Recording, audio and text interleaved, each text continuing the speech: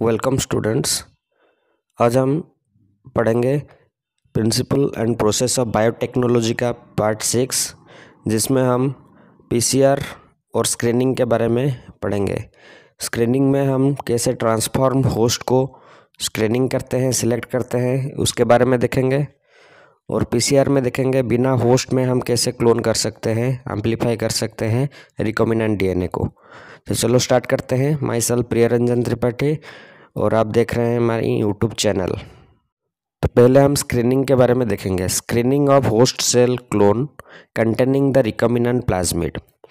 तो जो recombinant plasmid है वो होस्ट के अंदर है या नहीं, उसको जानने के लिए हमको स्क्रीनिंग करना पड़ेगा। अगर रिकॉम्बिनेंट डीएनए प्लाज्मिड होस्ट के अंदर है तो उसको ट्रांसफॉर्म्ड होस्ट बोलेंगे। और अगर प्लाज्मिड में रिकॉम्बिनेंट डीएनए है और वो होस्ट के अंदर एंटर हुआ है तो उसको रिकॉम्बिनेंट होस्ट बोलेंगे। तो रिकॉम्बिनेंट एंड ट्रांसफॉर्मेंट ये दोनों को सिलेक्ट करने के लिए हमको स्क्रीनिंग करना पड़ता है। स्क्रीनिंग एक बहुत ही इम्पोर्टेंट स्टेप है। स्क्रीनिंग के लिए हम यूज़ करते हैं सिलेक्टेबल मार्कर्स। ये सिलेक्टेबल मार्कर्स अब एंटीबायोटिक रेजिस्टेंस जीन होता है, इसको प्लाज्मिड में ऐड किया जाता है सिलेक्शन के लिए। तो कैसे हम सिलेक्शन करेंगे अभी वो देखेंगे। सिलेक्शन करने के टाइम में 3 पॉसिबिलिटीज आता है। एक आता है some equalise cell may not undergo transformation by the cloning plasmid. Second आता है some equalized cell may be transformed by on-recombinant cloning plasmid. Third possibilities आता है some equally cell may be transformed by recombinant plasmid. तो इनमें से हमको selection करना है transformed host bye recombinant plasmid. मतलब जो होस्ट ट्रांसफॉर्म्ड हुआ है उसमें रिकॉम्बिनेंट प्लाज्मिड होना चाहिए, इसको हमको सिलेक्ट करना है। और बाकी जो 2 पॉसिबिलिटीज़ था उसको हमको रिजेक्ट करना है। तो चलो कैसे स्क्रीनिंग करते हैं ये देखते हैं। तो पहले हम क्या करेंगे, 2 सिलेक्टेबल मार्कर लेंगे।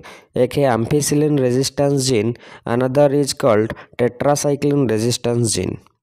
ये दोनों जीन प्लाज्मिड में होगा। अगर ये प्लाज्मिड बैक्टीरिया के अंदर एंटर हो गया तो वो बैक्टीरिया का एम्फिसिलिन एंड टेट्रासाइक्लिन दोनों का जो रेजिस्टेंस कैपेसिटी है वो डेवलप होगा।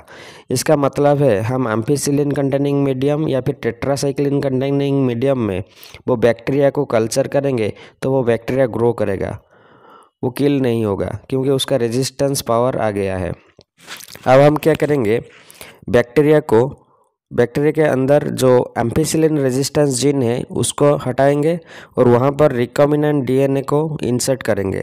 और करने के बाद जो काइमेरिक डीएनए बना उसको हम एंटर करेंगे होस्ट के बॉडी के अंदर। अब क्या होगा, वो होस्ट का जो एम्फिसिलिन रेजिस्टेंस था वो लॉस हो जाएगा।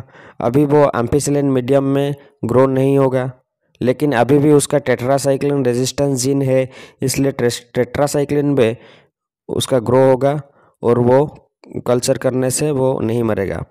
तो इससे पता चलता है जो एम्फिसिलिन मीडियम में किल हो जाएगा वो हमारा ट्रांसफॉर्म्ड होस्ट है। और एक अल्टरनेटिव मेथड है जिसको इंसर्शनल इनएक्टिवेशन बोलते हैं। इसमें हम क्या करेंगे, इसमें हम जो प्लाज्मिड में एक जीन ऐड करेंगे जो कि एंजाइम प्रोडक्शन करेगा। For example beta galactosidase producing gene. वो जीन ऐड करने से मीडियम में बीटा गैलेक्टोसाइडेज प्रोडक्शन होगा और बीटा गैलेक्टोसाइडेज क्रोमोजेनिक सबस्ट्रेट को ब्लू कलर में कन्वर्ट कर देगा। अब हम क्या करेंगे, उसको इनएक्टिव करके हमारा जो डिजायर डीएनए है उसको ऐड करेंगे और बैक्टीरिया के अंदर एंटर करेंगे। ऐसा करने से क्या होगा, क्रोमोजेनिक सबस्ट्रेट अभी कलर जो है वो चेंज नहीं होगा। तो इससे पता चलता है कि हमारा जो डीएनए है वो इंसर्ट हुआ है और जो बीटा गैलेक्टोसाइडेज जीन है उसको इनएक्टिव कर दिया है। तो अगर मीडियम में कलर फॉर्मेशन नहीं हो रहा है तो ये रिकॉम्बिनेंट एंड ट्रांसफॉर्मेंट होस्ट है। अगर अभी भी कलर फॉर्मेशन हो रहा है तो ये पता चलेगा कि ये नॉन ट्रांसफॉर्मेंट है या फिर नॉन रिकॉम्बिनेंट है। ये मेथड ज़्यादातर यूज होता है स्क्रीनिंग प्रोसीजर में। नेक्स्ट हम पीसीआर के बारे में स्टडी करेंगे। पीसीआर मतलब polymerase chain reaction. Without host use करके हम जीन को एम्पलीफाई करेंगे ये रिएक्शन में। पीसीआर मेथड को डिस्कवर किए थे कैरी बी मुलिस इन 1983। ये एक 3 स्टेप रिएक्शन है। जो पीसीआर मशीन में यूज होता है उसको थर्मोसाइक्लर बोलते हैं और थर्मल साइक्लिंग प्रोग्राम है ये। इसमें हीटिंग एंड कूलिंग ये दो मेथड अल्टरनेट करके डीएनए को एम्पलीफाई किया जाता है। The target DNA is put along with other substrates in the thermocycler. The DNA fragments doubles at end of the first cycle and quadruplet after the second cycle and so on. तो जितना PCR cycle होगा उतना DNA का number जो है वो double होगा। Then हम स्टेप्स ऑफ पीसीआर के बारे में देखेंगे। There are 3 steps in PCR: denaturation, annealing and extension. Denaturation में डीएनए डबल होता है, सॉरी डीएनए का जो स्ट्रैंड है वो सेपरेट होता है और डीनेचुरेशन टेम्परेचर है 94 डिग्री सेल्सियस। हाई टेम्परेचर में डीएनए का जो हाइड्रोजन बॉन्ड है वो ब्रेक हो जाएगा और डीएनए का जो स्ट्रैंड है वो सेपरेट हो जाएगा। उसके बाद प्राइमर एनेलिंग, मतलब हम प्राइमर ऐड करेंगे। Primers are short RNA segments या फिर डीएनए सेगमेंट्स को भी यूज़ करते हैं जो कि सिंगल स्ट्रैंड होता है। उसको ऐड करने से वो जाकर 3' एंड में ऐड हो जाएगा और उसके बाद आएगा एक्सटेंशन। प्राइमर ऐड करने के टाइम में हमको थोड़ा सा टेम्परेचर को लो करना पड़ेगा, नहीं तो प्राइमर ऐड नहीं होगा। एक्सटेंशन स्टेप में हम देखेंगे डीएनए पॉलीमरेज एंजाइम प्राइमर को एक्सटेंड करेगा और डीएनए सिंथेसिस स्टार्ट हो जाएगा। यहाँ पर जो डीएनए पॉलीमरेज को यूज़ किया जाता है उसको टैग पॉलीमरेज बोलते हैं और एक्सटेंशन टाइम में भी टेम्परेचर थोड़ा इंक्रीज करना पड़ेगा अराउंड 74 डिग्री सेल्सियस, क्योंकि प्राइमिंग टाइम में हम टेम्परेचर को डिक्रीज किए थे 56 डिग्री सेल्सियस को। अभी एक्सटेंशन डीएनए पॉलीमरेज थोड़ा ज़्यादा टेम्परेचर में एक्टिव होता है, इसलिए हमको थोड़ा टेम्परेचर इंक्रीज़ करना पड़ेगा। लेकिन साइकिल को रिपीट करने के लिए हमको थर्मोस्टेबल टैग पॉलीमरेज को यूज़ करना पड़ेगा और टैग पॉलीमरेज जो है वो थर्मोस एक्वाटिकस एक बैक्टीरिया है, सल्फर स्प्रिंग बैक्टीरिया, उससे आइसोलेट किया जाता है जो कि हाई टेम्परेचर को टॉलरेट कर सकता है। तो ये टोटल प्रोसेस एक इन विट्रो प्रोसेस है जो कि आर्टिफिशियली थर्मोसाइक्लर मशीन में होता है और ये होने से बहुत टाइम जो कंज्यूम हुआ था पहले नेचुरल जीन क्लोनिंग में वो ख़त्म हो जाता है। बहुत कम टाइम में हम मिलियंस ऑफ डीएनए फॉर्मेशन कर सकते हैं ये टेक्निक यूज़ करके। ये जनरली एक एम्प्लीफिकेशन टेक्निक है। अभी मॉलिक्यूलर डायग्नोसिस में पीसीआर ज़्यादातर यूज होता है और पीसीआर मेथड में हम जो 3 स्टेप है उसको हम ठीक से देखना है कैसे होता है, क्योंकि इसका डायग्राम देखने से हमको पता चला जाएगा ये जो 3 स्टेप है कैसे कैसे पीसीआर होता है। तो अभी हम एक डायग्राम को देखेंगे।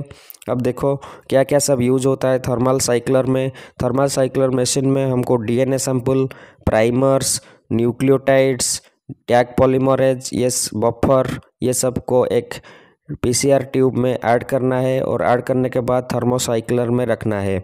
अब थर्मोसाइक्लर एक ऑटोमेटेड मशीन है जो कि ऑटोमेटिकली सेट करने से वो कॉपी फॉर्मेशन करेगा डीएनए का।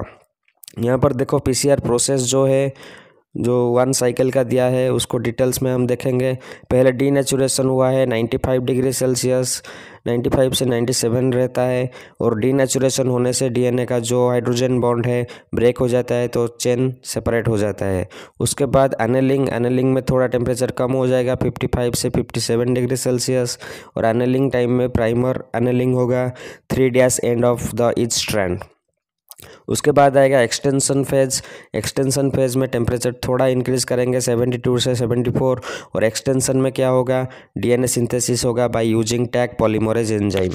तो ये हो गया पीसीआर एंड स्क्रीनिंग के बारे में डिटेल्स सब। अगर समझ में आया तो कमेंट कीजिए, लाइक कीजिए वीडियो को। आज के लिए इतना ही, देखेंगे रहता हूँ। Thank you.